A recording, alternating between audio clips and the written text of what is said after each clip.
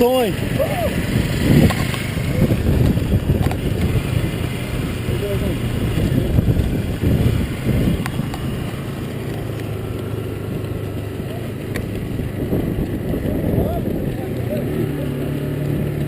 Tá puxando, tá no preço de conta.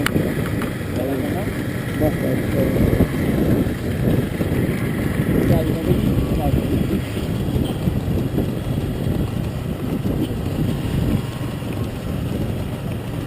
Três e 15.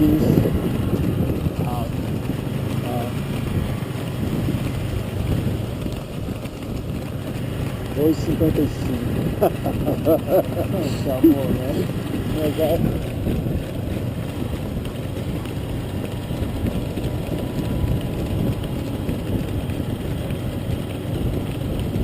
Eu vou correr nesse preço, tu vai ver. Já um ano eu corro. Vai ver como for. Eu consigo correr nesse preço de 50 metros, 100 metros. Também não é alongar para um quilômetro. E para 10. 10.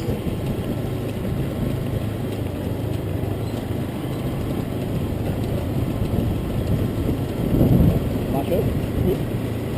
2,50. Vou filmar o preço.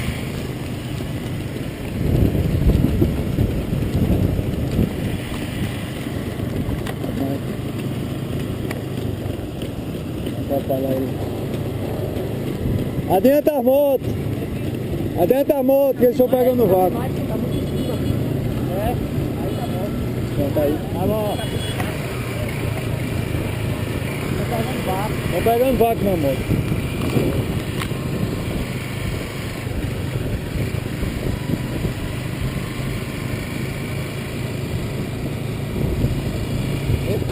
Tá bom.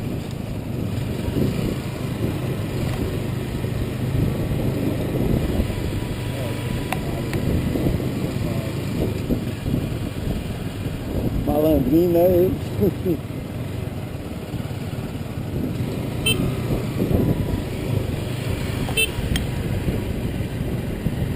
2,55, cara. Só desenhando.